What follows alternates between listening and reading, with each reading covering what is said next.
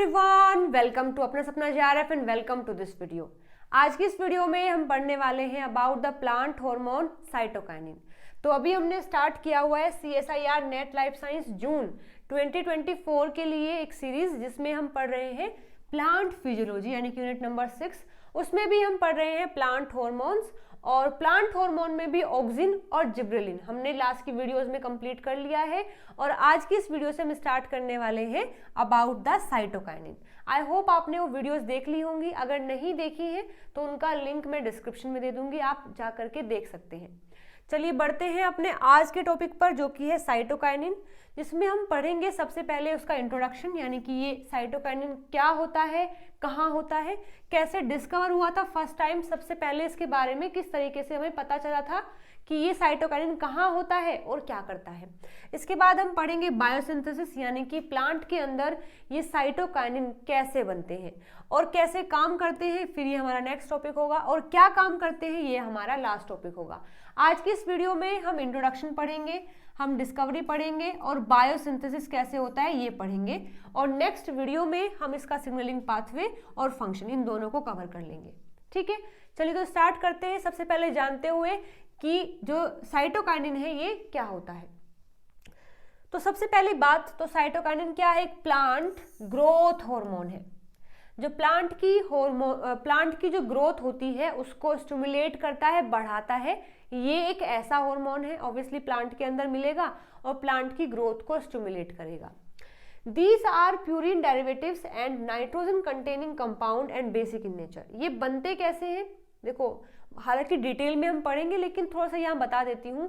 जो प्यूरिन होते हैं, जिनके पास नाइट्रोजन होता है, वहां से ये साइटोकाइनिन बनते हैं। आपने पढ़ा होगा प्यूरिन हम कहाँ पढ़ते हैं? जब हम DNA के स्ट्रक्चर पढ़ते हैं तो उसमें कुछ बेस होते हैं जिनको प्यूरिन या पायरिमिडीन बोलते हैं। प्यूरिन में एडेनिन होता है, गुआनिन होता है। बेसिकली अगर बात करें तो जो एडेनिन वाला होता है वहां से साइटोकाइनिन की फॉर्मेशन होती है। These are known for their function of cell division। जैसे कि इनके नाम से ही इंडिकेशन है, नाम है साइटोकाइनिन, जो क्या कराते हैं? सेल को डिवाइड करवाते हैं। तो ये जो साइटोकाइनिन है ये बेसिकली प्लांट की जो ग्रोथ है उसको कैसे बढ़ाता है? लगातार सेल को डिवाइड करवा के। जो भी सेल होते हैं जो लगातार डिवाइड करते हैं, आकर के ये हार्मोन उनको और स्टिमुलेट करता है कि तुम और डिवाइड करो, ताकि प्लांट की ज्यादा से ज्यादा ग्रोथ हो सके। ठीक है, तो देखो साइटोकाइनिन क्या करता है? प्रमोट करता है साइटोकाइनेसिस। ये क्या है? Division of cytoplasm to form the cell. जैसे मानो हमारे पास ही कोई भी सेल है, इसमें यहाँ पर न्यूक्लियस है, तो सबसे पहले जो न्यूक्लियस वाला पार्ट है उसका मतलब डिवीजन होता है, उसको बोलते हैं कैरियोकाइनेसिस। और उसके बाद होता है साइटोकाइनेसिस, जिसमें फाइनली हमारा सेल डिवाइड होकर के दो सेल में कन्वर्ट हो जाता है। तो ये जो साइटोकाइनिन है, ये जो प्लांट हार्मोन साइटोकाइनिन है, ये साइटोकाइनेसिस करवाता है, यानी सेल को डिवाइड करवाता है। और ये काम ये अकेला भी कर सकता है, और बाकी जो हार्मोन है जैसे कि ऑक्सिन, उसके साथ में मिलकर भी ये सेल डिवाइड करवा सकता है। ओके, इसीलिए इसका नाम पड़ा है साइटोकाइनिन। तो साइटोकाइनिन किस चीज के लिए जाना जाता है? फर्स्ट ऑफ ऑल सेल को डिवाइड करने के लिए, और सेकंड है डिले द सेल सेनेसेंस। मतलब जो एजिंग हो जाती है, जो बूढ़े हो जाते हैं प्लांट या फिर कोई पत्ती है वो ओल्ड हो गई है, तो उस ओल्ड को बचाता है, मतलब लीफ को ओल्ड नहीं होने देता है, अगर वहां पर साइटोकाइनिन अच्छे खासे अमाउंट में प्रेजेंट होता है। तो हालांकि फंक्शन और भी होते हैं साइटोकाइनिन के, लेकिन ये दो मेन फंक्शन है। जैसे अगर बात करें ऑक्सिन की, तो ऑक्सिन को हम कैसे जानते हैं कि ऑक्सिन एक तो करवाता है फोटोट्रोपिज्म, यानी कि जैसे सनलाइट आती है जिस साइड से भी, उस साइड वो प्लांट को बेंड करवा देता है। दूसरा एपिकल डोमिनेंस करवाता है। ये कुछ ऐसे फंक्शन है जिसके नाम से हम ऑक्सिन को जानते हैं। ऐसे बात करें अगर जिब्रेलिन की, तो वहां पर हम बात करते हैं कि स्टेम को इलोंगेट करवाता है, साथ साथ सीड को जर्मिनेट करवाता है। ऐसे ही जो मेन फंक्शन होते हैं साइटोकाइनिन के, वो सेल डिवीजन करवाना है और सेल सेनेसेंस को डिले करना है, रोकना है। मतलब किसी भी सेल को बूढ़ा नहीं होने देना है, क्योंकि वो बूढ़ा होगा तो उसकी डेथ हो जाएगी, लेकिन वहां पर अगर साइटोकाइनिन है तो वो ये नहीं होने देगा। तो ये दो मेन फंक्शन होते हैं साइटोकाइनिन के, जो प्लांट के अंदर परफॉर्म करता है। इसके बाद बात करते हैं लोकेशन की। ये कहाँ कहाँ मिलेगा? अब अभी हम देख के आए हैं कि सेल को डिवाइड करवाता है, तो जहां जहां भी प्लांट में सेल डिवीजन की रिक्वायरमेंट होती है वहां वहां हमें साइटोकाइनिन देखने को मिलेगा। जैसे कि जो शूट एपेक्स होता है, यानी कि यहाँ पर ये जो पार्ट है इसको लगातार डिवाइड करना होता है, क्योंकि ये डिवाइड करेगा तभी साइड से ब्रांच निकलेगी, तभी साइड से लीफ निकलेंगी, तभी प्लांट की हाइट भी बढ़ेगी। तो यहाँ पर साइटोकाइनिन होता है क्योंकि यहाँ पर सेल डिवाइड या फिर सेल डिवीजन की हायर रिक्वायरमेंट होती है। ठीक है, ऐसे ही लेटरल जो बड है, जो साइड से बड निकलती है, वहां पर भी साइटोकाइनिन का रोल होता है। जैसे देख सकते हैं आप, ये जो पिंक कलर में है ये है लेटरल बड, जो साइड से निकलती है, जो साइड की ब्रांचिंग करवाती है। एक तरीके से साइटोकाइनिन प्लांट को वाइड करवाने में भी हेल्प करता है। वाइड इन द सेंस कि इसकी साइड से ब्रांच निकलती है, ऐसा नहीं कि बस वो लेंथ में ही ग्रो करता रहेगा। तो यहाँ पर भी साइटोकाइनिन प्रेजेंट होता है। साथ साथ जो यंग लीव्स होती हैं, जो पत्तियां होती हैं, वो अगर छोटी है तो उनको लगातार डिवाइड करके बड़ा होना है साइज में, तो वहां पर भी साइटोकाइनिन प्रेजेंट होता है। और यंग फ्रूट जो होते हैं, अब देखो फ्रूट छोटा है, उसको भी बड़ा होना है, तो वहां पर भी लगातार हमें सेल डिवीजन की रिक्वायरमेंट है, तो वहां पर भी साइटोकाइनिन होता है। तो ये कुछ लोकेशन है साइटोकाइनिन की जहां पर ये भरपूर मात्रा में मिलते हैं। ओके, यहां तक बातें समझ आ रही हैं। तो आगे देखते हैं डिस्कवरी, कैसे डिस्कवर हुआ है, कैसे हमें पता लगा है कि साइटोकाइनिन नाम का भी कोई है प्लांट के अंदर जो उसकी ग्रोथ को स्टिमुलेट करता है। तो देखिए हुआ क्या है कि cytokinin were discovered as cell division promoting factor in tissue culture experiment. जो टिश्यू कल्चर एक्सपेरिमेंट हम पढ़ते हैं, जिसमें हम कुछ सेल लेते हैं प्लांट के और उन सेल में हम हार्मोन्स प्रोवाइड करते हैं, और उस हार्मोन की वजह से उस सेल से नीचे रूट निकलना स्टार्ट हो जाती है, ऊपर शूट वाला पार्ट निकलना स्टार्ट हो जाता है, उसको हम टिश्यू कल्चर बोलते हैं। तो देखा गया कि जब टिश्यू कल्चर का एक्सपेरिमेंट हुआ था तो वहां पर कुछ फैक्टर ऐसे थे जो लगातार सेल को डिवाइड करवा रहे थे। उन्हें बोला गया सेल डिवीजन प्रोमोटिंग फैक्टर, यानी ऐसे फैक्टर जो कि सेल डिवीजन को प्रमोट कर रहे हैं, क्योंकि इसी की वजह से ये जो टिश्यू कल्चर है उसमें जो टिश्यूज है, सेल है, वो ग्रो कर रहे हैं। फिर देखा गया cytokinin were discovered in a search for factor that stimulate plant cells to divide, यानी undergo cytokinesis in conjugation with the phytohormone auxin. फिर देखा गया कि ये जो फैक्टर है जो सेल को डिवाइड करवा रहा है, ये ऑक्सिन के साथ में मिलके काम करता है, मतलब कंजुगेशन विद फाइटोहार्मोन ऑक्सिन। फिर a small molecule was identified that could in the presence of oxygen stimulate the tobacco pith parenchyma tissues to proliferate in culture। हमने जो टिश्यू कल्चर लिया था उसके अंदर हमने टोबैको प्लांट का जो पिथ होता है उसमें जो पेरेन्काइमा सेल होते हैं, हालांकि ये पेरेन्काइमा सेल क्या है, ये परमानेंट सेल होते हैं जो डिवाइड नहीं कर सकते, लेकिन जैसे ही पेरेन्काइमा सेल को हम ये हार्मोन देते हैं, ये फैक्टर हमने जब उसको दिया तो इस सेल ने भी डिवाइड करना स्टार्ट कर दिया था। तो इससे पता लगा है कि जो फैक्टर हम दे रहे हैं या फिर जो फैक्टर यहाँ काम कर रहा है ये सेल को डिवाइड करवाता है इस बिहाफ पर कि परमानेंट सेल भी मेरिस्टेमेटिक में कन्वर्ट हो गए हैं और वो डिवाइड करना स्टार्ट कर रहे हैं। ठीक है, the cytokinesis inducing molecule was name as kinetin, और उसको नाम दिया गया काइनेटिन, मतलब कि वो मॉलिक्यूल जो कि साइटोकाइनेसिस करवा रहा है, सेल को डिवाइड करवा रहा है, उसका नाम रखा गया kinetin. While kinetin is a synthetic cytokinin, its structure is similar to that of naturally occurring cytokinin। हालांकि जो काइनेटिन देखा गया, डिस्कवर किया गया, ये सिंथेटिक था, क्योंकि जो एक्सपेरिमेंट हम कर रहे हैं, ये टिश्यू कल्चर जो एक्सपेरिमेंट हम कर रहे हैं उसमें चीजें हम अलग से डालते हैं। देखो प्लांट के अंदर तो क्या होता है, नेचुरल चीजें बन रही हैं और काम कर रही हैं। अभी भी ऐसी बहुत सारी चीजें हैं जो प्लांट में हो रही हैं, लेकिन हमें नहीं पता कि कैसे हो रही है और क्या हो रहा है। लेकिन जब हम बाहर, प्लांट से बाहर कुछ एक्सपेरिमेंट करते हैं तो वहाँ सारी चीज़ें हमें खुद देनी पड़ती है। तो यहाँ पर भी ऐसा ही हुआ था, जब ये एक्सपेरिमेंट हुआ था तो बाहर से हमने फैक्टर दिए थे, उन्हीं में ही ऐसा फैक्टर निकल के आया जो कि सेल को डिवाइड करवा रहा था, उसका नाम रखा गया काइनेटिन। तो ये काइनेटिन जो है नेचुरल नहीं है, ये हमने खुद से बना के दिया था। तो लेकिन ये सबसे पहले डिस्कवर हुआ है जब प्लांट के अंदर देखा गया कि ऐसी ही स्ट्रक्चर जो हमने बाहर से दी है ऐसे ही प्लांट के अंदर भी बन रही है, तो उसको फिर अलग से नाम दिया गया था। ठीक है, और देखा गया था कि जो बाहर से हमने दिया है और जो प्लांट के अंदर बन रहा है, दोनों की जो स्ट्रक्चर है लगभग सिमिलर होती है। तो आप इस चीज को याद रखेंगे कि जो फर्स्ट साइटोकाइनिन डिस्कवर हुआ था वो सिंथेटिक था, ना कि नेचुरल, और उसका नाम था काइनेटिन। ओके, चलिए आगे देखते हैं। देखा गया टिश्यू कल्चर में कि अगर हम खाली ऑक्सीजन को देते हैं, क्योंकि उस टाइम पर ऑक्सीजन जो है डिस्कवर हो गया था, अगर हम खाली ऑक्सीजन को दे रहे हैं तो कुछ इस तरीके से स्ट्रक्चर फॉर्म हो रही है, मतलब हाईली डेवलप्ड नहीं है, छोटी छोटी सी है। लेकिन जैसे ही हमने उसको साइटोकाइनिन भी दिया तो हमने देखा कि वहां पर जो प्रोलिफरेशन है, जो सेल डिवीजन है, वो बढ़ रहा है और चीजें वहां पर ग्रो कर रही हैं।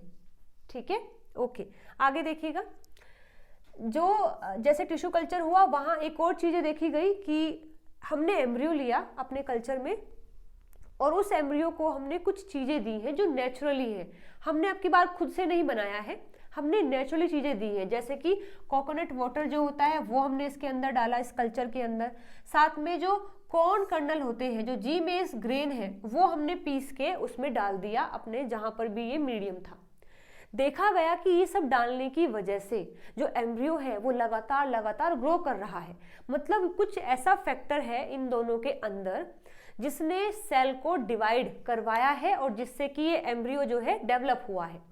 फिर वहां से ऑब्टेन किया गया साइटोकाइनिन और देखा गया कि यहाँ जो फैक्टर सेल को डिवाइड करवा रहा है और जो फैक्टर हमने बाहर से दिया था, उन दोनों की स्ट्रक्चर जो है लगभग सिमिलर है। उनको नाम दे दिया गया साइटोकाइनिन, क्योंकि ये सेल को लगातार डिवाइड करवा रहे हैं। और ये जो मिला है हमें नेचुरली, उसको बोला गया जियाटिन। क्योंकि ये जी में से मिला है तो उसका नाम जियाटिन रख दिया गया है। तो अब देखिए, first natural cytokinin that obtain, ये क्या है? फर्स्ट नेचुरल साइटोकाइनिन है जो हमने ऑब्टेन कर लिया, खाली डिस्कवर नहीं किया है।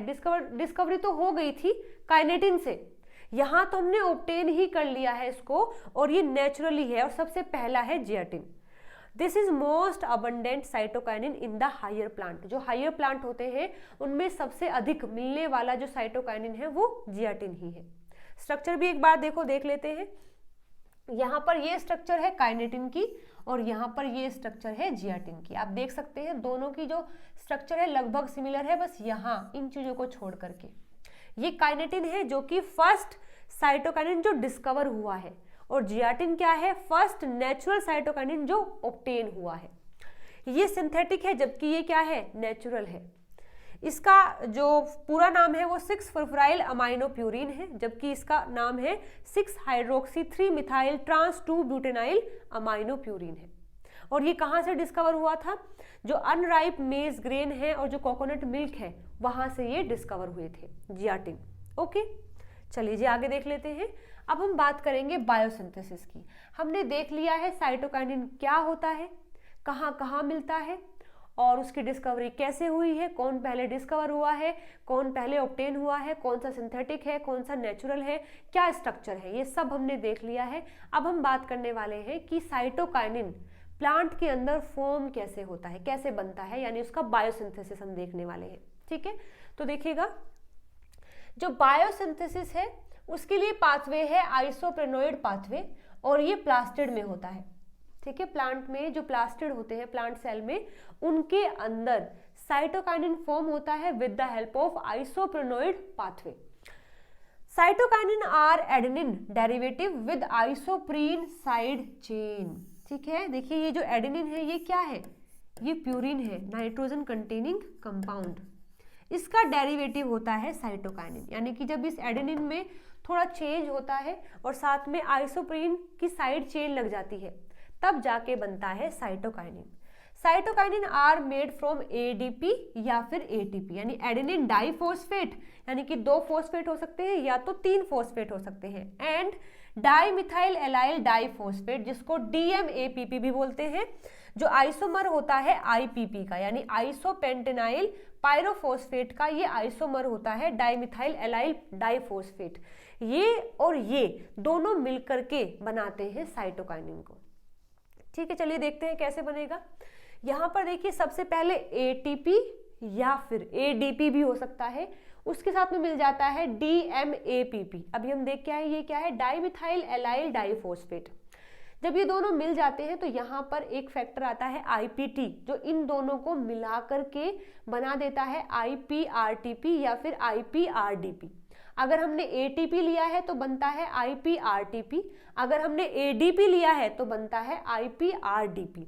यहाँ पर ये आईपीटी क्या है, आइसोपेंटेनाइल ट्रांसफेरेज, ये एक एंजाइम है जो इन दोनों को मिक्स करके जोड़ के आईपीआरटीपी बना देता है। अब ये आईपीआरटीपी क्या है, इनकी फुल फॉर्म भी आपको पता होना चाहिए। आइसोपेंटेनाइल एडेनिन राइबोसाइड डाई 5 फॉस्फेट, अगर डीपी में है और टीपी में है तो आइसोपेंटेनाइल एडेनिन राइबोसाइड 5 ट्राइफॉस्फेट, बस यहाँ पर डिफरेंस आएगा, ये डाइफॉस्फेट है और ये ट्राइफॉस्फेट है। इसके बाद फिर यहाँ एक और एंजाइम आता है जिसका नाम है CYP735A, मतलब साइटोक्रोम P450 मोनोऑक्सीजनेज। ये आकर के इनको कन्वर्ट कर देता है जीटीपी में, यानी अगर एटीपी था तो बना है आईपीआरटीपी और ये कन्वर्ट हुआ है जेडटीपी में। अगर एडीपी था तो बना है आईपीआरडीपी जो कन्वर्ट हुआ जेडडीपी में, और जो फाइनली कन्वर्ट हो जाते हैं जियाटिन में। ठीक है, यहाँ जेडटीपी क्या है, ट्रांस जियाटिन राइबोसाइड 5 ट्राइफॉस्फेट, और बस यहाँ पर डाइफॉस्फेट आ जाएगा, फाइनली बन जाता है जियाटिन। ओके, तो बस इतना ही पाथवे है इसके बायोसिंथेसिस के लिए। एक बार डायग्राम से भी देख लेते हैं। देखिए यहाँ ये दिया हुआ है एटीपी यानी एडेनिन ट्राइफॉस्फेट, यहाँ ये होती है राइबोज शुगर जिसके फर्स्ट कार्बन पर लगा होता है एडेनिन। देखिए ये क्या है, ये एडेनिन है। बस एक मिनट दीजिएगा, टिमटिम वाला पेन ले लेते हैं।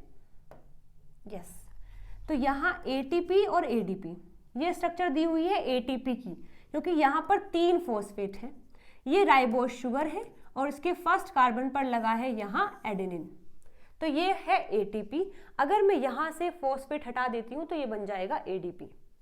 यहाँ लिया है डाइमिथाइल एलाइल पायरोफॉस्फेट, जैसे में आप देख सकते हैं 2 फॉस्फेट है और ये 5 कार्बन की स्ट्रक्चर होती है। यहाँ आईपीटी एंजाइम आता है, ये एंजाइम आकर के इन दोनों को देखो जोड़ देता है। यहाँ पर ये चीजें बिल्कुल सेम है, देखो यहाँ तक और यहाँ भी। हुआ क्या है कि यहाँ इस पर जो ये प्यूरिन है यानी जो एडेनिन है, इसके यहाँ नाइट्रोजन पर आकर के ये वाला ग्रुप जो है बाइंड हो गया है, यहाँ पर ये बन गया है आईपीआरटीपी या फिर आईपीआरडीपी। उसके बाद CYP735A एंजाइम आता है, वो आकर के इसको कन्वर्ट कर देता है जेडटीपी में या फिर जेडडीपी में। क्या डिफरेंस आया है, बस यहाँ पर OH ग्रुप का एडिशन हुआ है, बस यहाँ पर इतना चेंज आया है जिससे कि ये जेडटीपी या फिर जेडडीपी बन गया है। ठीक है, इसके बाद फिर देखिए ये कन्वर्ट होता है यहाँ पर ट्रांस जियाटिन राइबोसाइड में, और फाइनली ये कन्वर्ट हो जाता है ट्रांस जियाटिन में, जो कि फ्री बेस हो जाता है। मतलब यहाँ तक ये जो राइबोज शुगर है ये इससे जुड़ी होती है, लेकिन जब फाइनली जियाटिन बनता है तो यहाँ पर ये वाला पार्ट हटकर ये फ्री बेस बन जाता है। यहाँ पर केवल एडेनिन है और यहाँ लगा हुआ है ये वाला ग्रुप, ये वाला, तो यहाँ बन जाता है जियाटिन। ओके, तो इस तरीके से इसकी बायोसिंथेसिस है। तो आई होप यहाँ तक आपको चीज़ें समझ आ गई हैं। हमने आज की इस वीडियो में सब पढ़ लिया है बायोसिंथेसिस और डिस्कवरी। नेक्स्ट वीडियो में हम देखेंगे सिग्नलिंग के बारे में और फंक्शन के बारे में डिटेल में पढ़ेंगे, साथ साथ यहाँ से जो क्वेश्चन आए हैं वो भी हम नेक्स्ट वीडियो में करेंगे। तब तक आप इस वीडियो को बिल्कुल ध्यान से देखेंगे, याद करेंगे, ताकि आगे जो हम करेंगे उसमें कोई आपको डाउट ना हो। ठीक है, चलिए मिलते हैं अगली वीडियो में नए टॉपिक के साथ में। Till then bye bye, take care.